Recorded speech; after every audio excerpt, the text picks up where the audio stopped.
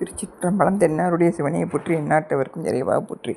திருமூல தேவநாயனார் திருத்தால் போற்றி போற்றி. திருமூல தேவர் அருளிய திருமந்திரம் 2ஆம் தந்திரத்தில் கரு உற்பத்தி என்ற தலைப்பில் இருக்கக்கூடிய பாடல்கள். திருச்சிற்றம்பலம். பிண்டத்தில் உள்ளுரு பேதை புலனைந்தும் பிண்டத்தினூடே பிறந்து மரித்தது. அண்டத்தின் உள்ளுரு ஜீவனும் அவ்வகை அண்டத்து நாதத்து அமர்ந்திடும் தானே. இந்த பிண்டம் என்று சொல்லக்கூடிய இந்த உடம்பு, அதில் தோன்றிய செவி, மெய், கண், நாக்கு, மூக்கு என்று சொல்லக்கூடிய பொறிகள் பஞ்சபூதங்களை இடமாக கொண்டு ஓசை, உரு, ஒளி, சுவை, நாற்றம் எல்லாத்தையும் அறியும். இது நுண்மையானது. அந்த நுண்மையானது புலனைந்தும் அறிவுடையது போல காணப்பட்டாலும் அவை அறிவில்லாதது. அதனால் அதை பேதை புலனைந்தும் அப்படின்னு சொல்கிறாரு. இந்த பிண்டத்தினுடைய பிறந்து மரித்தது. அந்த இது எல்லாமே இந்த புலன்கள் உடம்புல தோன்றி உணர்ந்தன்மையை மாதிரி காமிச்சு இந்த அறியாமை நிறைஞ்ச இந்த புலன்கள் இந்த உடம்புலையே அழிஞ்சு போயிடும், ஒடுங்கிரும். அதுபோல் அண்டத்தின் உள்ளுரு ஜீவனும் அவ்வகை. இந்த அண்டத்தில் தோன்றக்கூடிய இந்த ஆன்மாவும் அண்டத்து நாதத்து அமர்ந்திடும் தானே. இந்த அண்டத்துக்கு இருக்க கருவியாக இருக்கக்கூடிய நாத தத்துவத்தில் ஒடுங்கும் அப்படின்னு சொல்கிறாரு. இந்த உலக பொருட்கள் எல்லாமே காரண வடிவில் இருக்கும்போது வெளிப்பட்டு தோன்றாது. அது காரிய வடிவில் வரும்போது தான் நம்ம சுட்டி அறியக்கூடிய முறையில் அது தோன்றும் அப்படின்னு சொல்லி இந்த பாடலில் காமிக்கிறாங்க. அடுத்த பாடல். திருச்சிற்றம்பலம். இலை பொறியேற்றி எனதுடல் ஈசன் அலைப்பொறியிற் கரு 5 நாட்டி நிலைப்பொறி 30 நீர்மை குழுவி உலைப்பொறி 9 1 செய்தானே. இலைப்பொறி அப்படிங்கிறது எழுத்தொலை. நம்ம விதி எழுதி வைக்கிறாங்கன்னு சொல்கிறோம் இல்லையா, கடவுள் தலையில் எழுதியிருக்கேன் அப்படின்னு சொல்லுவாங்க. அந்த இதை எனது உடலில் இருக்கக்கூடிய பெருமான் இப்படி ஒவ்வொரு உயிர்லையும் கருவில் அதில் விதியாகிய எழுத்தொலை அது தலையில் எழுதி வச்சுருக்கான். அது மட்டும் இல்லாமல் தானே இயங்கக்கூடிய இயந்திரம் போல் 5 உடலை அதில் சேர்த்து வைக்கிறான். அது நம்ம அன்னமய கோஷம், பிராணமய கோஷம், மனோமய கோஷம், விஞ்ஞானமய கோஷம், ஆனந்தமய கோஷம் அப்படின்னு சொல்லக்கூடிய இந்த 5 உடல்களையும் அதோடு சேர்க்குறான். அது மட்டும் இல்லாமல் அதில் 30 கருவிகள் அமைத்து 9 வாயில்களை உடைய ஒரு துருத்தியாக செஞ்சு வைக்கிறான். நிலைப்பொறி 30 நீர்மை கொழுவி உலைப்பொறி 9 1 சேர்த்தானே. அந்த 30 கருவிகள் என்ன அப்படின்னா, அந்த புருடன் தவிர்த்து ஆன்ம தத்துவம் 24, வித்யா தத்துவம் 7, இது 31 சொல்லுவோம். இந்த 31 கருவிகள் புருடனை சேர்த்தா 31 கருவிகள். அதை புருடனை தவிர்த்ததுனால 30 கருவின்னு சொல்கிறாரு.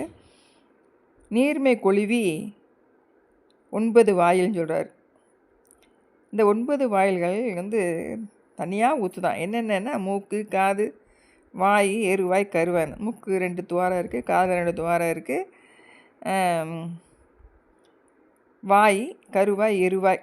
கண்ணில் 2, காது 2, மூக்கு 2, வாய் 1, கருவாய், எருவாய். இப்படி 9 துவாரங்கள் இருக்க இந்த உடம்பை செஞ்சு நமக்கு விதியை எழுத்தோலையாக தலையில் எழுதி அனுப்பியிருக்காரு அப்படின்னு சொல்கிறாரு இந்த பாடலில். இதையே நம்ம அப்பர் பெருமானு காமிப்பார். தொழுது தூமலர் தூவி துதித்து நின்று அழுது காமுற்று அரற்று என்றாரையும் பொழுது போக்கி புறக்கணிப்பாரையும் எழுதும் கீழ்கணக்கு இந்நம்பர் ஈசனே. யார் யாரெல்லாம் பொழுதை வீணாக செலவழிக்கிறாங்க, யார் யாரெல்லாம் இறைவன் திருவடியை எண்ணி அவர் புகழை போற்றி பரவுகிறாங்க அப்படிங்கிறதெல்லாம் அந்த இன்னம்பர் ஈசன் எழுதி வைப்பார் அப்படின்னு சொல்லி இந்த பாடலில் அப்பர் பெருமான் காமிப்பார். திருச்சிற்றம்பலம். அடுத்த பாடல்.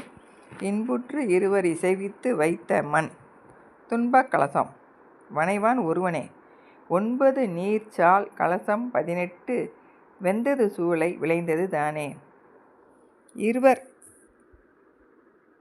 இன்புற்று இருக்காங்களாம். அப்போ வைத்த மண் என்னென்னா, அந்த இன்ப நுகர்ச்சியின் பொழுது துன்பத்திற்கு ஏதுவான களங்கள் எல்லாத்தையும் செய்யக்கூடியவன் இறைவன் ஒருவனே அப்படின்னு சொல்கிறாரு. வைத்த மண்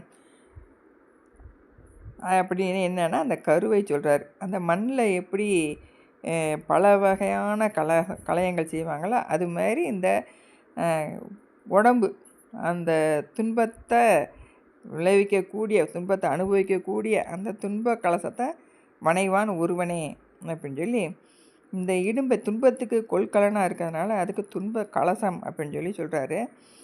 அந்த உடல் கலசத்துக்கு 9 நீர்ச்சாரல் இருக்குது. போன பாட்டிலையும் சொன்னார், அதே இதை இங்கேயும் காமிக்கிறார். அந்த நீர்ச்சாரல் அதில் 18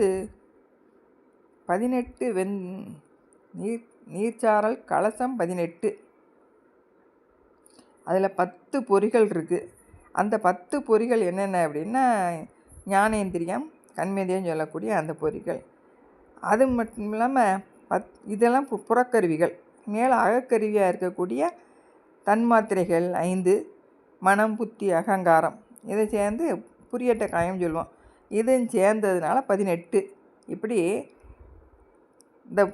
இந்த சூளையில் வெந்ததாக இருக்குது. வெந்தது சூளை, விளைந்தது தானே. இப்படி எல்லாமே நிகழக்கூடியது இறைவனுடைய திருவருள் மூலமாக தான் அப்படின்னு சொல்லி இந்த உடம்பு எப்படி அமைஞ்சு வருது அப்படிங்கிறத இதில் காமிக்கிறாரு. இதை நம்ம சித்தியார் பாட்டும் காமிக்கும். கருவியாம் மனமும் புத்தி அகங்காரம் சித்தம் 4 மருவி ஆன்மாவே என வரும் அப்படின்னு சொல்லி சித்தியாரும் சொல்லும். திருச்சிற்றம்பலம்.